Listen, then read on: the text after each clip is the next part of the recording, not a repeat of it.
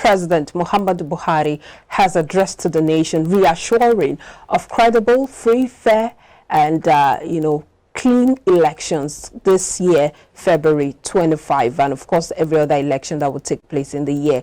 And of course he touched on several other issues as he looked at his administration scoring himself high, especially on the issues of security, economy, and anti-corruption fight. We will be discussing all of this, assessing how well the Buhari administration has done, and looking at the future, especially for the forthcoming elections. And joining us to discuss this is Mazi Chinedum Obioha, a political affairs analyst. Thank you so much for joining us, Mazi, and Happy New Year to you. Yeah, it's my pleasure. Happy New Year to everyone in the studio. And how is Abia today? Welcome. How is Abia Godson State today? Abia Godson State is very peaceful. We have not recorded any report of insecurity. We have not recorded any report of killings or any other thing during this period and New Year. So, and like I said, Abia, especially Omaya and Aba, has been relatively peaceful all along. So, if I talk, I'm talking about Abia State, not Southeast in general. So, from here, it is very peaceful. The Christmas period was celebrated peacefully. The New Year celebration was done peacefully. There was no issue of killings or kidnapping or what have you. Except of course, the high price of fuel as it were, and the transportation, which is killing here. Well, of course, that's been experienced in every part of the country, and we hope that some form of solution would be gotten in the nearest future. But let's delve into this issue, the president's New Year speech, which of course would be his last New Year speech as the president of Nigeria. He has talked about the fact that he would deliver free, fair, and credible elections this year, and he has also advised that Nigerians should exercise their franchise and shun every manner of electoral malpractice. What are your thoughts on this? Beautifully said. I agree with him, and I support that idea. I took time to read it over and over again. He has encouraged Nigerians to go out and collect their PVC and go out and vote. He has also assured us that he will leave a legacy, and that this election is going to be very peaceful, credible, and acceptable. And that is what we expect. He has said it time and again, more than 100 times. So let us see the implementation.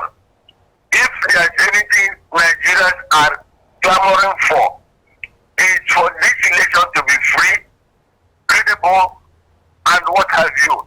We want to, he said, Nigerians should be free to go out and elect their leaders without any form of restriction, without any fear of intimidation, without any fear of manipulation. So he has assured us as a president that we are going to enjoy this election. And let's believe him. He has said it, but like I said, I will always end it by saying, talk is cheap. Implementation is key.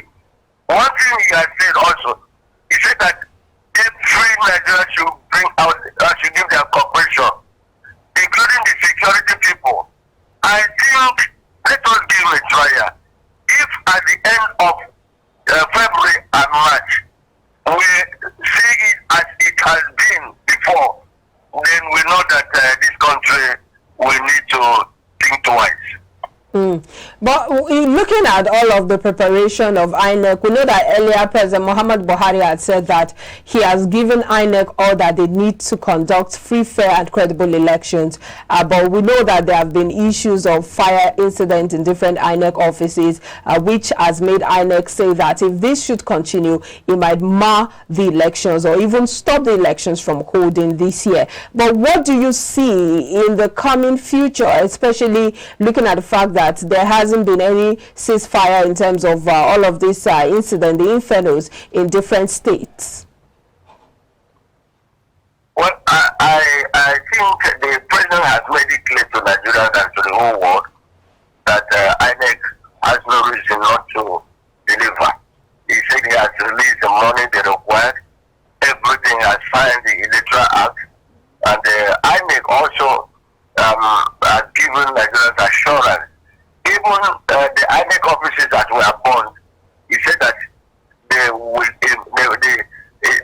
are going to make sure that the sensitive materials are secured.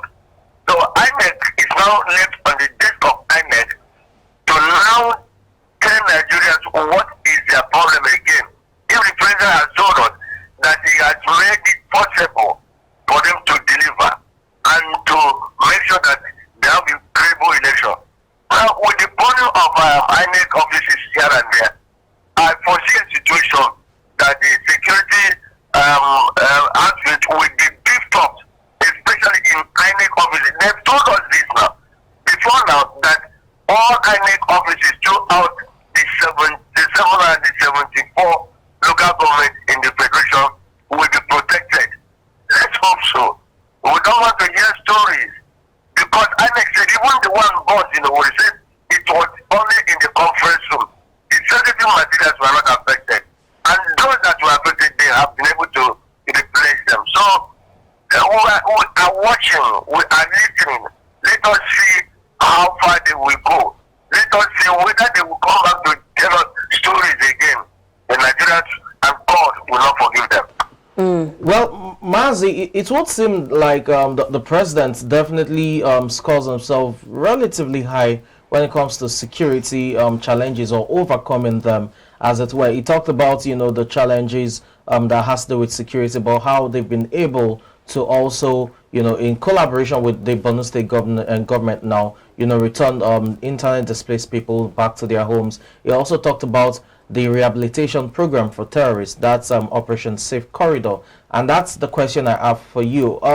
That those who over time have spoken against the rehabilitation of these terrorists back into the society, as a result of de-radicalization and all of that. If the president still thinks that's the right way to go, and we're still having pockets of insurgencies across the nation, especially in the northwest and northeastern part of the country, do you think that that program should be reviewed at all? Of course, yes. My answer is yes. Before now, we have been complaining. Why rehabilitating these and reintegrating them into the system, including the military forces? And these are the people also causing problems. The issue of rehabilitating the IDP camps, people asking those that ran away from their homes, so villages, to their home. Communities here in Borno State. It's not today. We had it more than 10,000 units of houses were built in collaboration with the federal government and the Borno State government, so that the people in the IDP camp could go back. Well, that's a good development, it's a good idea. But the reintegrating of these people, the bandits, the Boko Haram, into the system is what we must be very, very careful. Because that is why this insecurity persists. Because it is the rat in the house now goes out to give information. We have heard it, we have seen it. How the NDA was born, it was because there was an informant. We have heard how our soldiers on their way, they were released, attacked. We have heard it. And we have read that it was because of this reintegrated. You don't capture an enemy. And within 2 months, you say he has repented. How much repentance do you think he has? So we have to be very, very careful. There was an incident in Katsina, I think Katsina or Zamfara, where a person, one of the Boko Haram, captured. They claimed that he has repented. They reintegrated him in the government office, and he was the one giving information. So that program must be critically reviewed. Okay. Of course, suspended for now, so that we will know how far we will go. These things have not come to an end, because there are people so claim that they have repented. There has not been any genuine repentance. So I don't talk about we should sustain it. Rather, it should be reviewed or suspended. That's my conclusion about that. Okay, the president talked about 82,000 homes, those IDPs returning to their homes and all of that. How safe, how secure are these, ravaged communities that the federal government, in collaboration with the Borno State government, have refurbished to ensure that these, internet displaced persons get back to their normal life and lifestyle? Do you think those ravaged communities in the past are still safe for these IDPs to return to? Because we've heard that, some of those places were attacked again by bandits and insurgents.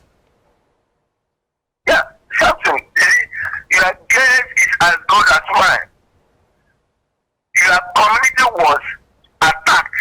Okay. Your women were raped, killed, massacred, and the military force arrested some of them.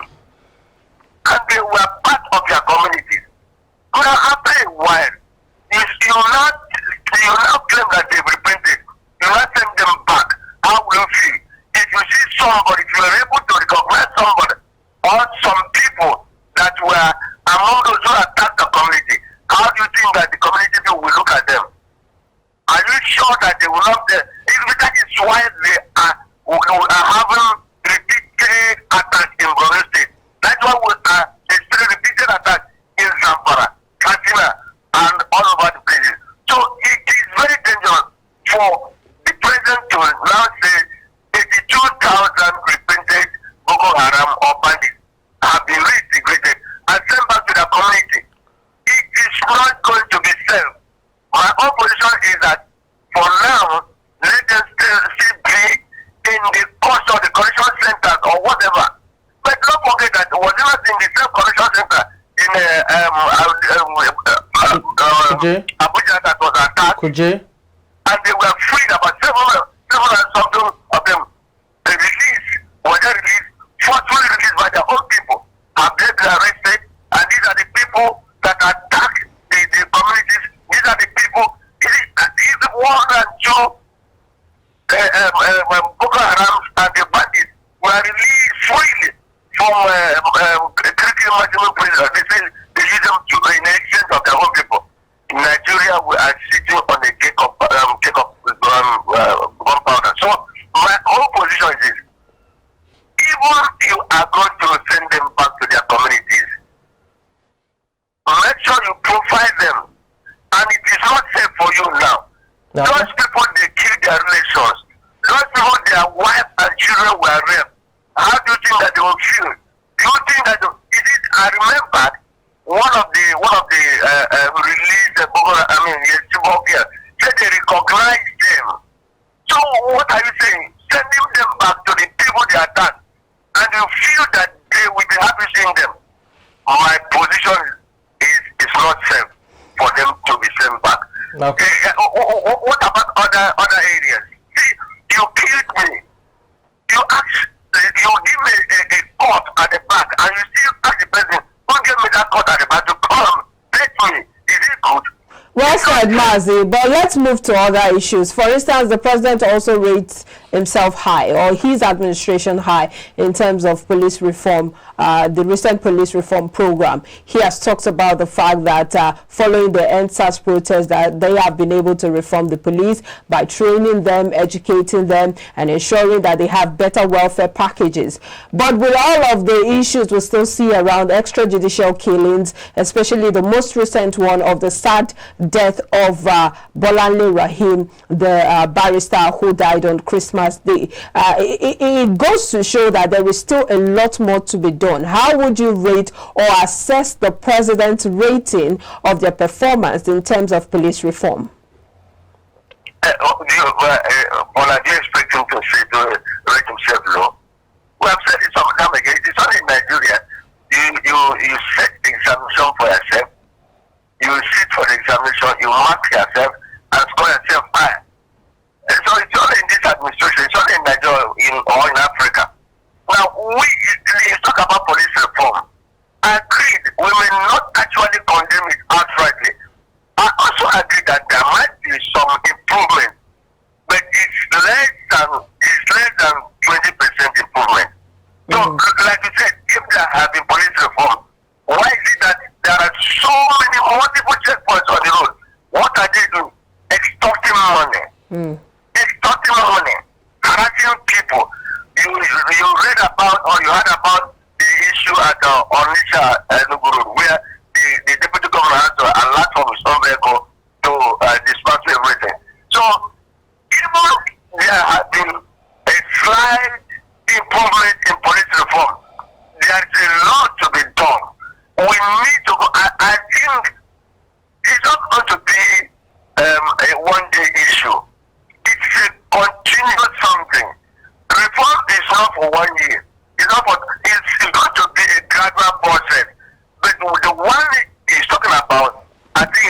rated himself because we still see some policemen insulting, very hostile to Nigerians.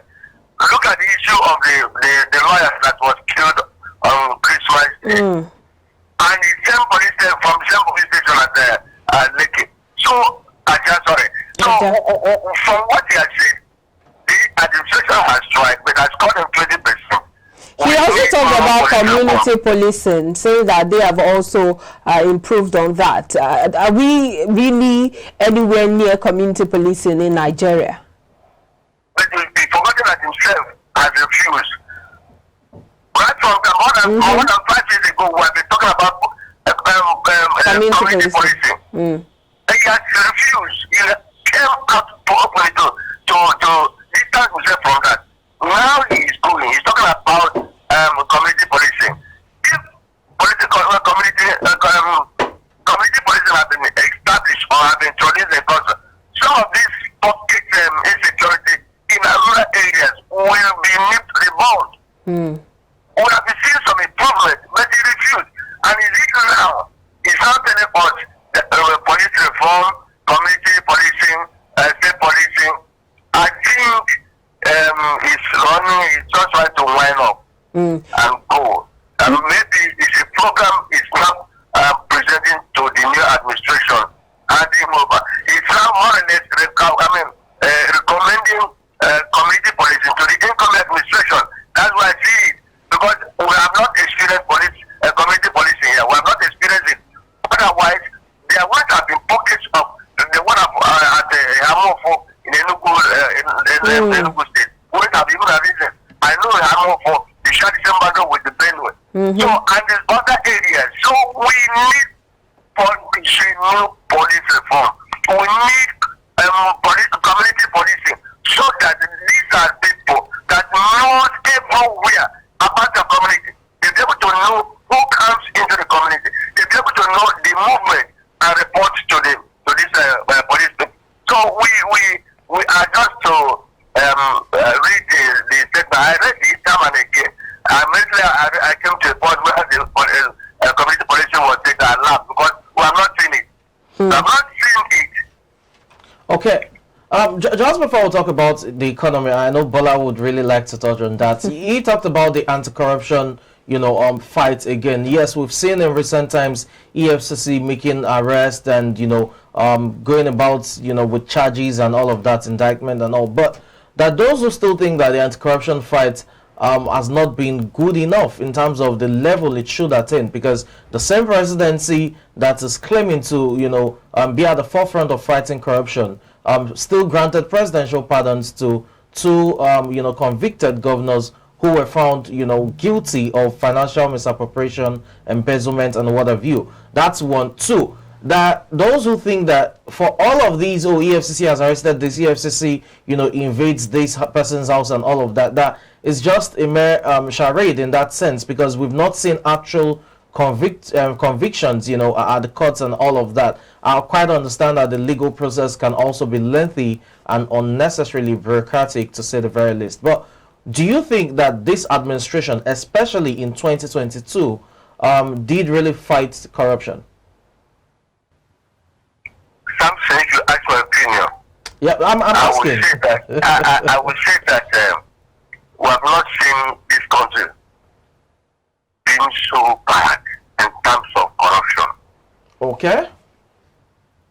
You just said it now, that even two governors convicted, upheld by Court of Appeal, upheld by Supreme Court, their sentences were confirmed, and the same person who said he will fight corruption or is fighting corruption gave them presidential pardon. We have also had our seen some of these people arrested being members of his household, those in his cabinet. We have also seen where those arrested taken to court, Yes. were discharged and acquitted for lack of diligent prosecution. Or technical We have seen deficiencies. it again. So I have said it on air, in the studio, everywhere I go. We need a strong that will make it difficult, almost impossible, for anybody to steal government money. Until and unless we have that strong institution, people will still continue to steal our commonwealth. Okay. You don't fight corruption by arresting. People you arrest, you parade them before prosecution. Is that has not worked? The former governor of Abia State was jailed, and he spent some good months there. Yeah. And he was discharged and acquitted on technical ground. We have seen so many of them. The one of the judges, Supreme Court judges, that was the EFCC and arrested in the midnight, and a court also dismissed him. But she has been reinstated. So you will now agree with me that it is a child's play we are doing. It is we are just talking until you and I stand up and say enough is enough by making our instrumentality of fighting corruption very strong, very solid. That if you that I'm not saying that there no corruption, it will be reduced to the minimum, to the barest minimum. Okay. And what we are seeing, those in authority, those with the president, Yes. in all the states, in local government, the local government doesn't account anybody. The government, so it is just bazaar. It is free for all, because Nigeria is a system where anything can happen, nothing will happen. So it's unfortunate. We are crying. Nigeria would have been more developed by now. Okay, Mazi, Things are working well. let me come in here. I know over time you've often called for a strong institution so as to be able to see through some of these processes. But let's also look at the place of the political will and the independence of the anti-graft agencies. And I'm saying that because under the same administration, we had the Honorable Off Your Mic incident, where a sitting minister was literally indicting members of the legislature, lawmakers, who were culpable in an alleged corruption scheme or scandal that rocked a commission, which is precisely the Niger Delta Development Commission. Nothing was done in that regard, either from the presidency, which claims to fight corruption, in terms of suspending the minister and then letting them face the music, or a further investigation. The EFCC, the ICPC, the anti-graft bodies as well, literally didn't take that case up. Now that's one. You have Professor Ponde, incident as well, where there was that collapse, which we also quite theatrical, could have easily won an Oscar award. That itself, was also linked with the NDDC. The anti-graft agencies, do you think they're independent enough to go after virtually every corruption case, or they are selective in the way they go about their duties? Because that was a sitting minister found culpable, and you would have expected that the presidency should have suspended him and allowed the anti-graft agencies within in terms of further investigation. We didn't get any of that. In fact, the minister stayed in office until they decided to run for the presidency itself and had to resign as a result of the Electoral Act 2022. So the question is it about strong institutions, as you have clamored for over time, or the fact that the anti-graft agencies are seemingly not independent, they are more selective in their cases that they pursue, as well as the presidency lacking the political will to go after even its very own? Yeah, I will summarize your question with simple answer. Okay. Political will is part of the strongest issue I'm talking about. Okay. Being independent is part of But that's an individual. Sorry. Sorry to butt in. If you say that political will is part of the strong institution you're advocating for, political will is more of a personal thing, so to speak. If the president or the chairman of the EFCC is not willing to pursue a case because it's, in quote, close to home, that does not really have to do with the institution. That has to do with the individual manning the post. Something. Let me tell you. But the strong institution I'm talking about is that uneasy lies in it that wears the crown. Yep. If the president says enough is enough, I must watch it.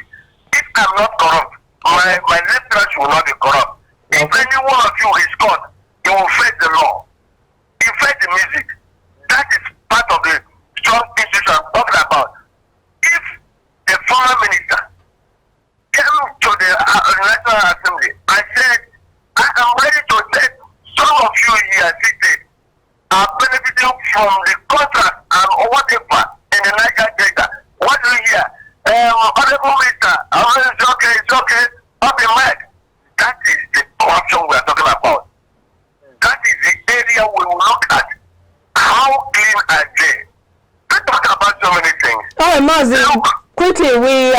pressed for time. We need to wrap this up, but we can't do that without talking about the economy. Of course, the president has said that despite all of the inflation pressures going globally, that they have been able to manage the pressure in Nigeria. But we know that currently the inflation figures do not reflect that. In October, it was 21.09%, and then in November, it moved up to 21.47%. And of course, the CBN has been raising the MPR, saying that they are trying to fight the inflationary pressure. But the president is saying that to reduce this, they have been able to reduce energy cost or subsidize energy cost. But apparently, there is still a prevalent fuel scarcity rocking the nation in different parts of the country, which you also alluded to at the beginning of this interview. Where do you see all of this coming from? Is it that the president is not in touch with the current reality on ground? Yeah, the president is not in touch. And he's talking about improvement in the economy. What special I see? How much is a bag of rice now presently? I told you about 42,000 naira here in the east. How much is the cost of petroleum products? Then why is it that scarcity of food in the land? Why is it that the scarcity of food in the land? Why is it that the economy that he said has improved? Why is it that Nigeria is the headquarters of poverty? Why is it that people are hungry? Have you gone to the market? How much is the price of onions, tomatoes, and what have you? So he's talking about the economy. I've said it. The economy that is improved or is improving is a reflection of the cost of the commodities in the market. When you go to the market, you are able to buy a pint of rice at a reduced price. You're able to buy onions at a reduced price. You're able to buy ordinary garri at a reduced price. Now we say the economy is improving. All these things, I mean, how much is a kilo of chicken? I told you I bought one carton of chicken at 25,000, 26,000, 30,000 naira. Is that an improving economy? How much am I paying now from the Omega to the scarcity of fuel? Why is it so? So I think it's overwhelmed with challenges. There's nothing they can do again. They are just winding up and winding down. So let them pack their bag and baggage. But let me sound a note of caution to the incoming administration. Like I said earlier, I said it in the studio. If I were one of these presidential candidates, I would step aside because the country has been so damaged, so destroyed, that even when the angels come to administer the administration of this country, we are already in 2023, it will take the grace of God for Nigeria to attack the person. All right. Mazi, we'd like to wrap it up on that note. Thank you so much for your insightful thoughts on the show this morning. As always, Mazi Chinedum Obioha, Public Affairs Analyst. Thank you for your time.